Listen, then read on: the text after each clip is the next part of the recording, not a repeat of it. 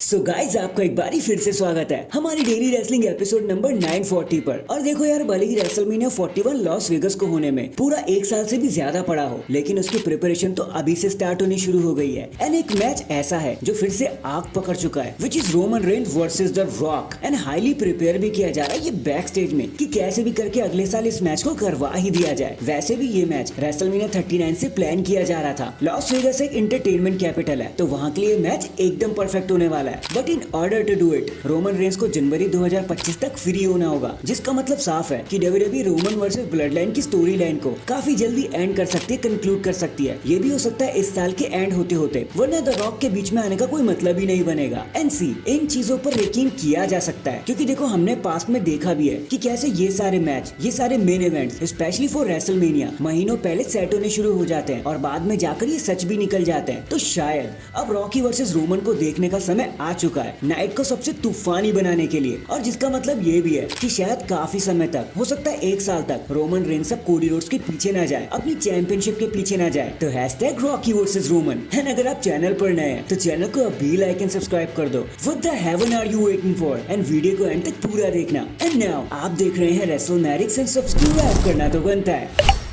भले ही आज हर कोई ब्लड लाइन को सीरियस ले रहा हो, उनका लोहा मान रहा हो, बट टांगा लोहा के साथ तो भाई अलग ही सीन चल रहा है। लोहा उनका मजाक बना रहे हैं। I mean, आजकल आप सोशल मीडिया पे कहीं भी देख लो, किसी भी प्लेटफॉर्म पर हर कोई बस उनकी बोचेस के बारे में बात कर रहा है। फिर चाहे उनकी डेब्यूट वाली बात हो जहाँ वो रिंग के नीचे से टाइम पर निकल ही नहीं पाए थे, फिर चाहे कोडी रोड्स का शोल्डर टैकल देना हो या फिर केविन ओवेंस को लो ब्लो देना हो, हर कोई बस इन्हीं चीजों के बारे में तो बात कर रहा है कि कैसे टांगा लोहा आसानी से बोझ करते हुए रह जाते हैं। यहाँ तक कि कुछ लोगों का तो यहाँ तक कहना है कि टांगा लोहा का लड़ने का मन नहीं है, एकदम फ्लैट एक्सप्रेशन के साथ रहते हैं वो, विच इज हिलेरियस। बाकी से ये हम नहीं कह रहे हैं, आप खुद यूट्यूब पर से सर्च कर लेना, आपको दुनिया भर की वीडियोस मिल जाएंगी। तो हैशटैग हिलेरियस लोहा। नेक्स्ट अभी हाल ही में एक इंटरव्यू देते हुए जब Chris Van from CVV clips ने बैथ फिनिक्स से पूछा कि जब आपको रेंडी ओपन आरकेओ दे रहे थे मंडे नाइट रॉ पर, तो आपको कैसा लग रहा था? तो बैथ फिनिक्स ने एकदम से बोल दिया कि यार रेंडी ऑर्टन इज डेंजरस, वो जरा से इंटिमिडेटिंग है, एक ऑरा उनके अराउंड महसूस होता है। अगर आप उनके साथ बैठ के बात करोगे ना, तो आपको अचानक से वो आरकेओ वाली फीलिंग आने लग जाएगी, लाइक ये पर्सन कुछ अपने दिमाग में सोच रहा है। एंड सी, जब वो मुझे आरकेओ दे रहे थे ना, तो पूरा अरीना, पूरा ऑडियंस आरकेओ की चैंटिंग कर रहा था, जो काफी अजीब सा महसूस हो रहा था मुझे। और मुझे पता लग गया था कि अब आरकेओ तो बस आने ही वाला है। एंड तभी उन्होंने एक आरकेओ भी ठोक दिया। सो इतना तो कहना पड़ेगा कि रेंडी ऑर्टन बहुत डरावने हैं भाई। वो नॉर्मल भी बैठते हैं तो भी उनका स्नीक लुक दिखा जा सकता है, और इतना कहकर वो शांत हो गई। तो hashtag RKO out of nowhere. भाई अब कहीं भी ऑर्टन से नहीं बच सकते, यही तो उनकी खास बात है। इसके बाद WWE hall of famer Terry Long ने एक इंटरव्यू देते हुए कहा कि यार मुझे लगता है कि कोडी रोड्स को अब इवॉल्व हो जाना चाहिए, क्योंकि एक तो अब रोमन रेंस आ चुके हैं एज अ फेस, वो अपनी वापसी कर चुके हैं। तो एक ही ब्रांड में दो बड़े फेसेस होने का मतलब ही क्या हो सकता है? तो इन बैश एंड बर्लिन ऐसा भी हो सकता है कि कोडी रोड्स केविन ओवेंस से लड़ते समय अपना हील टर्न लेने,